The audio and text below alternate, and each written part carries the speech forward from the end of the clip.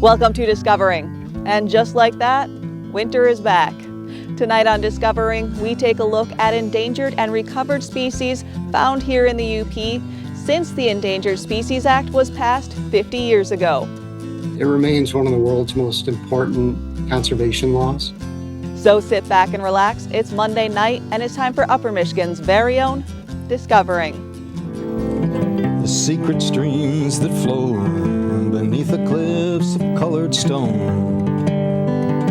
Forests thick and healthy with birch and pine and oak. Surrounded by the greatest lakes this world has ever known. The black bear's awesome presence as he roams the hills and fields. Call of the timber wolf, the loon's lonesome trill, the eagle soaring high above, the trout lies deep and still. These are what I treasure, the only way I measure feelings that I have for this fine land. There is so much to discover when you're a long-time lover of northern Michigan.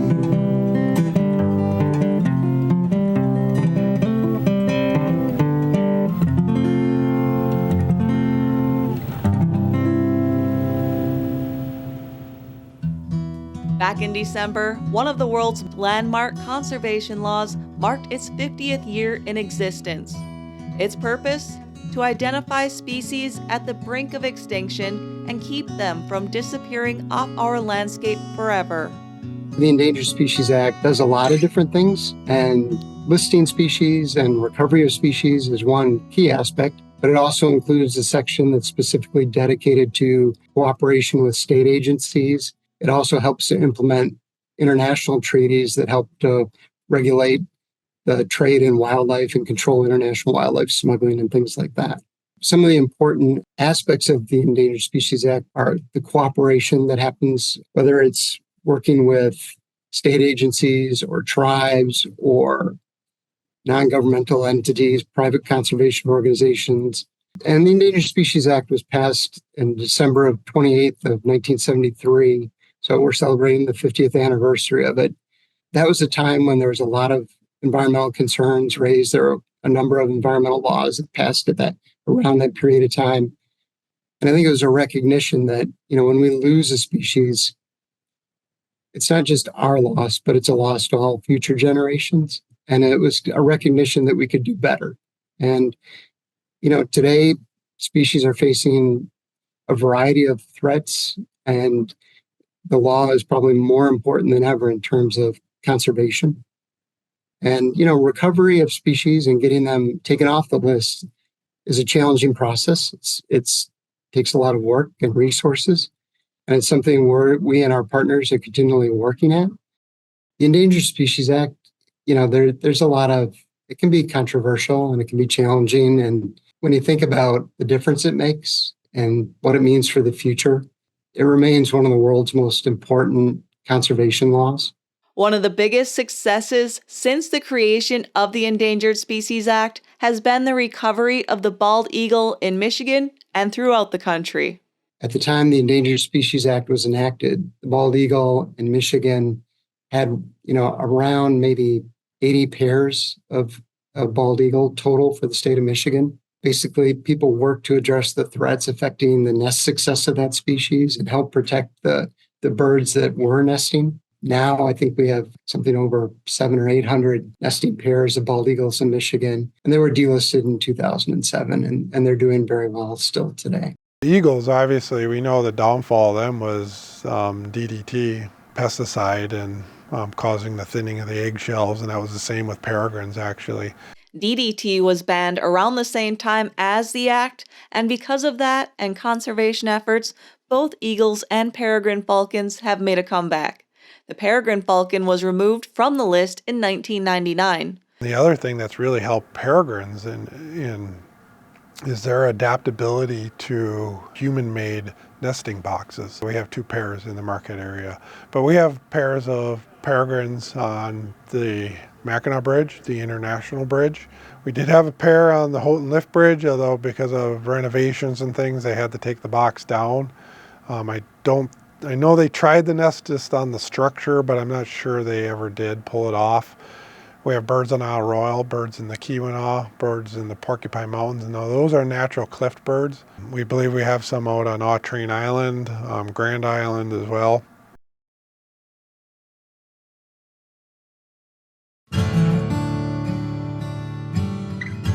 There are over 1,700 species currently on the endangered species list. And I was curious, of those 1,700, how many can you find here today in the Upper Peninsula? I think everyone who appreciates wildlife and nature recognizes that the UP is a special place. The UP is currently home to 15 endangered and threatened species. Some of those species in the UP, it's where they have their best remaining populations. Others of those species, they're only occasionally found in the UP. The pitcher's thistle is a plant species that's only found associated with the Great Lakes dune systems. In the UP, some of those dune systems are doing really well. Intact ecosystem, intact landscapes, and those populations can include several thousands of individuals. That's just an example of a species where the UP is a really important place for the conservation of the species. Another example would be of a species that might only occasionally be found in the UP would be the Canadian lynx, another threatened species.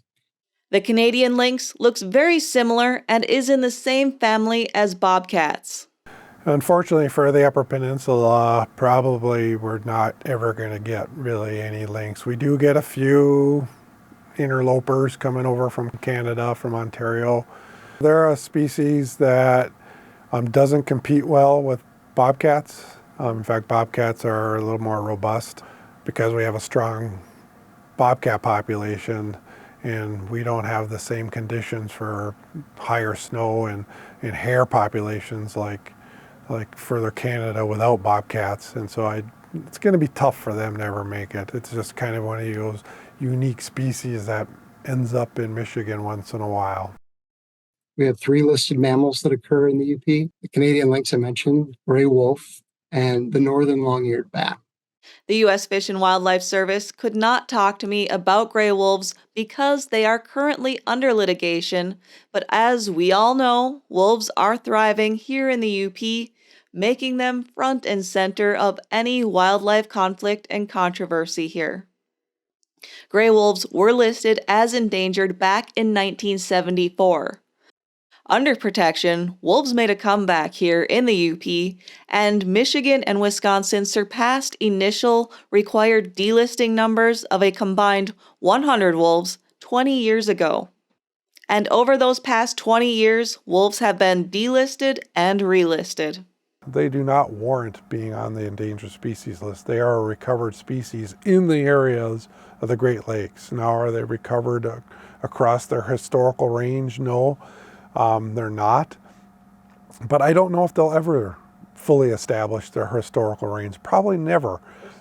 I mean, there's cities, there's cornfields, it's just not practical. But see, they're using nuances and tweaks of the Endangered Species Act that I think really weaken the act. And that's what scares me, is I really do not want to see that Endangered Species Act opened and changed, because I think wildlife will be the loser of that. The Endangered Species Act does wonderful things, and we really should be celebrating that we brought a large carnivore from the brink of extinction to where they were only once in one location in the lower 48 states.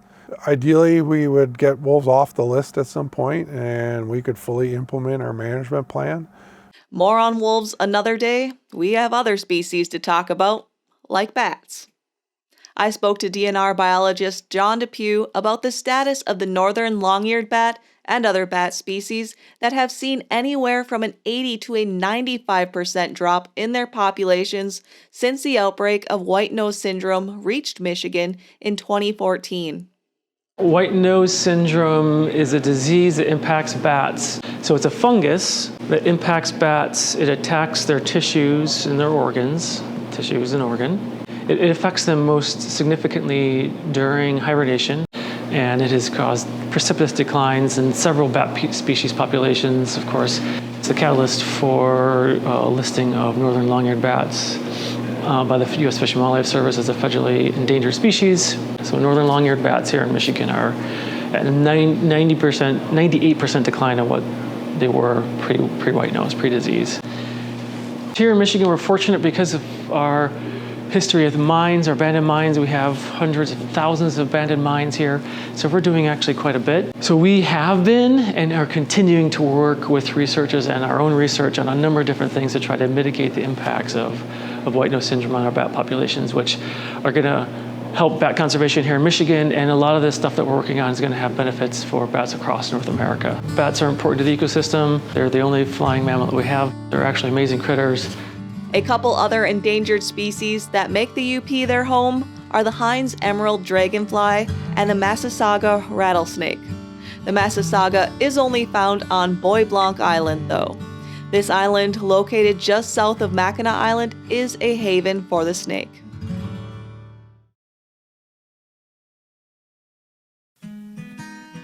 As bird species migrate back this spring, there are a few to watch out for that are on the federal endangered species list. We also have 3 birds listed that are either regularly found or occasionally found or rarely found in the UP. The one that is regularly occurs in the UP is the endangered piping plover.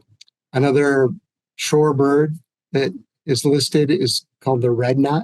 And that species is more passing through Michigan on its way to its breeding grounds from its wintering grounds, and unlike the plover, which breeds here in Michigan. And the other one that there's a few records anyway of in the UP is the whooping crane. There was an experimental population designated under the Endangered Species Act to restore the whooping crane to kind of the eastern part of the United States, and occasionally individuals from that population show up in the UP. The piping plover is a cute little shorebird, and to learn more about it, I visited DNR wildlife ecologist Sherry McKinnon. So they're not super common. There's right now 80 pairs in the Great Lakes region. If you see one, you're really lucky. They look a lot like a killdeer, only they're smaller and their coloration's a little bit differently.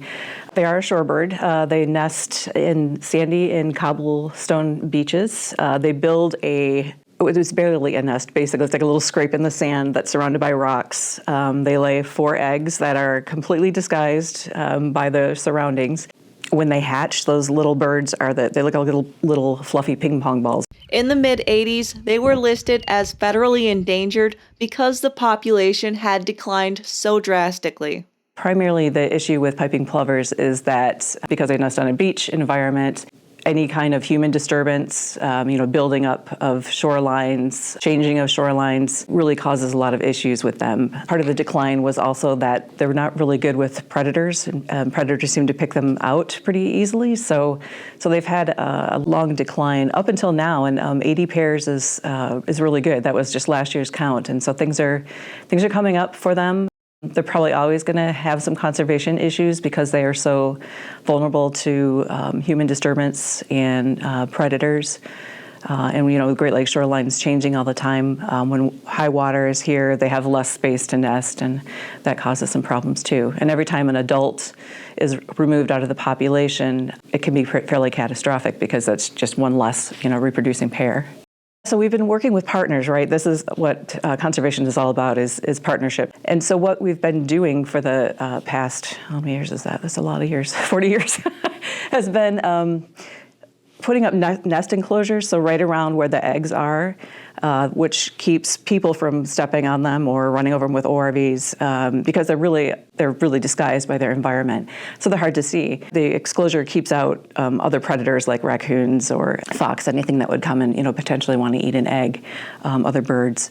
And then when the eggs hatch, we close off a portion of the beach. People shouldn't be going in there because it disturbs the chicks and their foraging habits.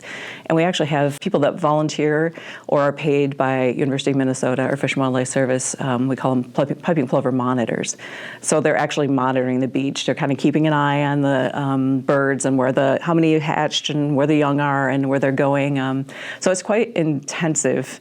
So really, If you're in an area where there are known birds and the beach is closed, try to respect those beach closure boundaries, especially if you have dogs. Keep your dog on a leash when you're in that area. There have been a few incidents of people collecting rocks at night and being in those closed off areas, and we'd really like to see, people respecting those boundaries for the birds' sake.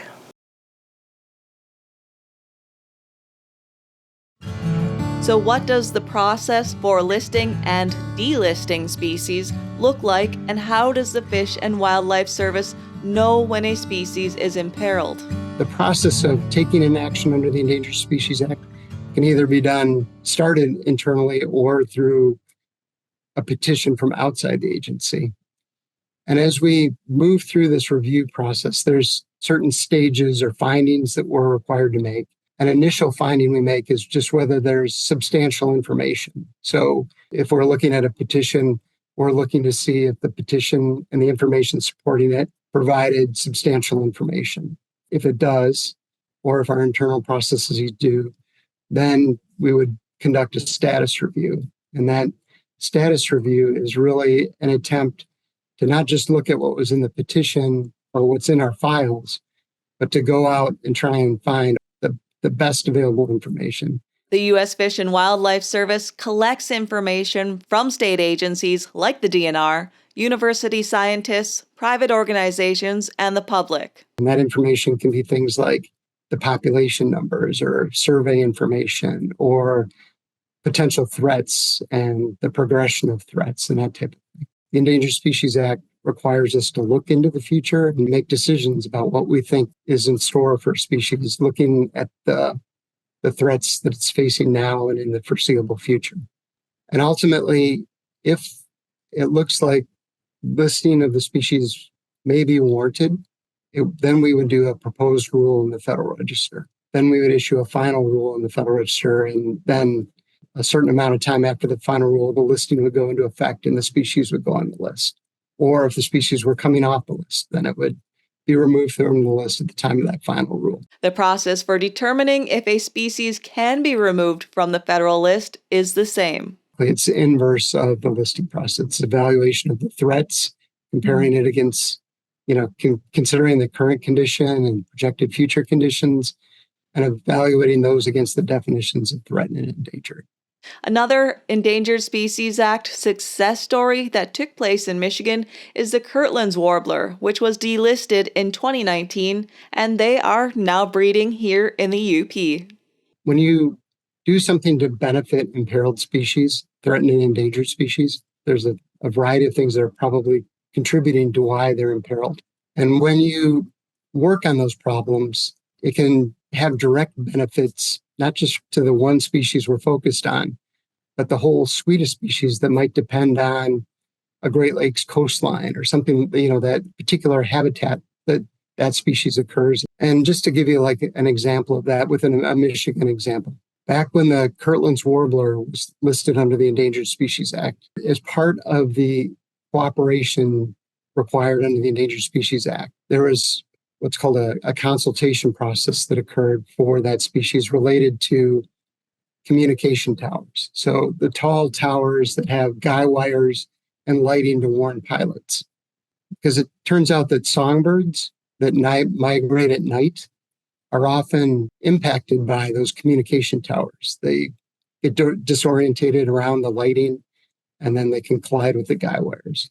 So Kirtland's warbler are a night migrating bird, like many of our songbirds. And through that consultation process, there were studies done here in Michigan that looked at the lighting that occurs on the towers and what kind of lighting would be safe for pilots, but would also reduce the attraction for birds. And they came up with lighting scenarios that have led to new standards for lighting communication towers. And those new standards are now saving hundreds of thousands of birds every year, each spring and fall as they migrate across North America. 5 decades after the Endangered Species Act was established, it continues to conserve wildlife for the future and help preserve the habitat and ecosystems that these species and many other species rely on. It's not without its faults and controversy, and it is a balancing act between wildlife and humans. And as this very show's theme song lyrics go, the call of the timberwolf and the eagle soaring high above, we wouldn't have these species that make this place special without the Endangered Species Act. That's all for tonight, and I hope to see you right back here next week for Upper Michigan's very own Discovering.